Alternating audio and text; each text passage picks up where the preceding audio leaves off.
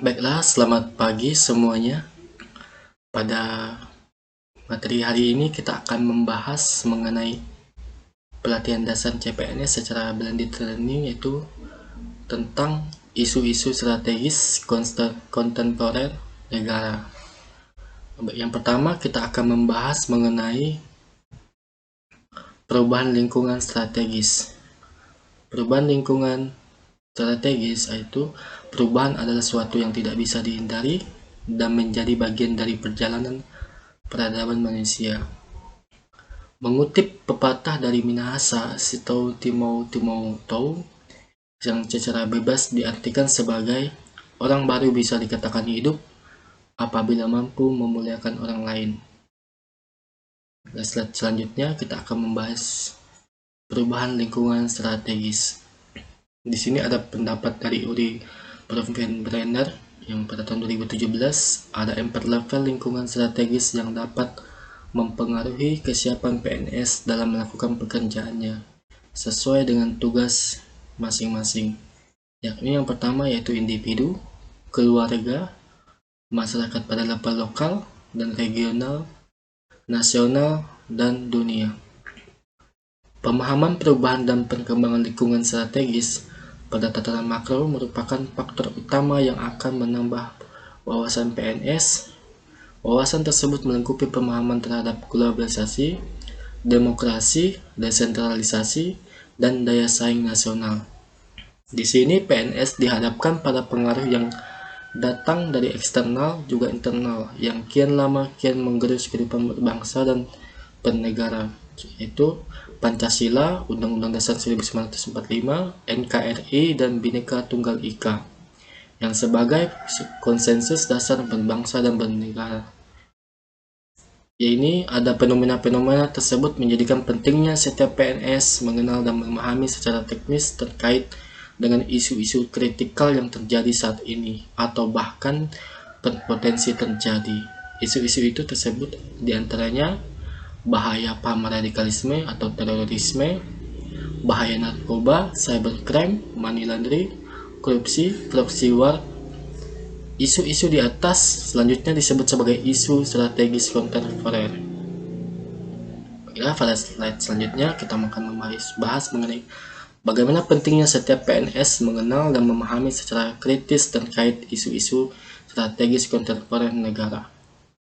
Dengan memahami penjelasan di atas yang tadi di atas kita bahas, yaitu maka yang perlu menjadi fokus perhatian adalah mulai membenahi diri dengan segala kemampuan, kemudian mengembangkan berbagai potensi yang dimiliki dengan memperhatikan model insani, itu manusia. Model insani di sini dalam menghadapi perubahan lingkungan strategis. Apa itu model insani? Model insani ada yang dimaksud itu istilah modal atau kapital dalam konsep model manusia, human capital concept. Konsep ini pada intinya menganggap bahwa manusia merupakan suatu bentuk modal yang tercermin dalam bentuk pengetahuan, gagasan atau ide, kreativitas, keterampilan, dan produktivitas kerja. Selanjutnya, ada komponen dari modal manusia.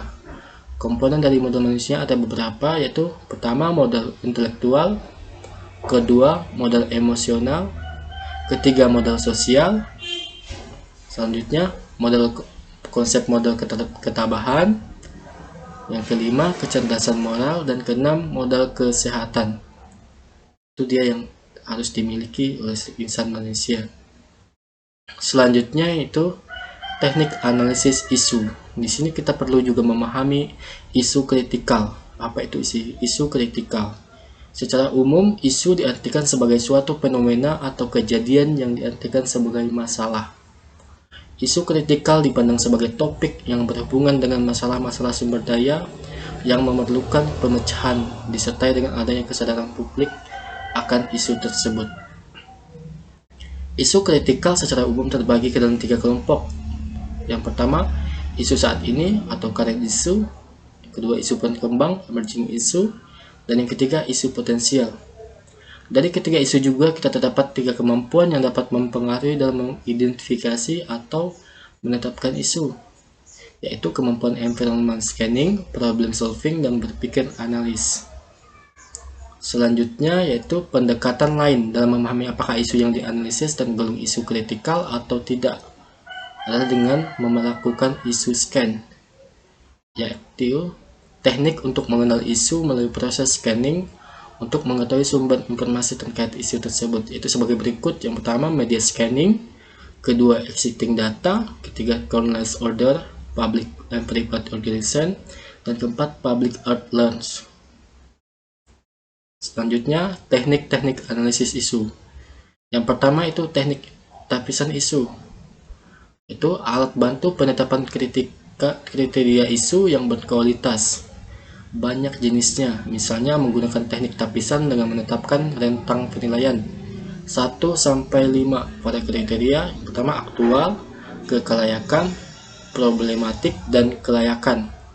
Aktual di sini itu isu tersebut benar-benar terjadi. Ya, untuk kelayakan artinya isu tersebut menyangkut hajat hidup orang banyak. Ya, mengenai problematik yaitu isu tersebut memiliki dimensi masalah yang kompleks sehingga perlu dicari segera solusinya. Sedangkan kelayakan artinya isu tersebut masuk akal, realistik, relevan, dan dapat dimunculkan inisiatif pemecahan masalahnya. Ada juga alat bantu tapisan lainnya yang misalnya menggunakan kriteria USG dari mulai sangat USG atau tidak sangat USG. U artinya urgensi, mengenai itu seberapa mendesaknya suatu isu itu untuk dibahas. Sedangkan S, seriousness, seberapa serius isu harus dibahas, dikaitkan dengan akibat. Sedangkan growth, seberapa besar kemungkinan memburuknya isu tersebut terjadi. Yang kedua, ini mengenai teknik analisis isu. Dari sejumlah isu yang telah dianalisis dengan teknik tapisan, selanjutnya dilakukan analisis secara mendalam isu yang telah memenuhi kriteria AKVK atau USG atau teknik tapisan lainnya dengan menggunakan alat bantu dengan teknik berpikir kritis. Misalnya menggunakan sistem berpikir mind mapping, fishbone, SWOT, tabel frekuensi, analisis kesenjangan, atau sekurang-kurangnya menerapkan kemampuan berpikir hubungan sebab akibat untuk menggambarkan akar dari isu atau permasalahan aktor dan peran aktor dan alternatif pemecahan isu yang akan diusulkan. Beberapa alat bantu menganalisis isu disajikan sebagai berikut. Yang pertama itu mind mapping. Mind mapping ini adalah bentuk pemanfaatan keseluruhan otak dengan menggunakan citra visual dan prasarana grafis lainnya untuk membentuk kesan. Untuk selanjutnya yaitu diagram fishbone. Ini sama dengan mirip dengan mind mapping.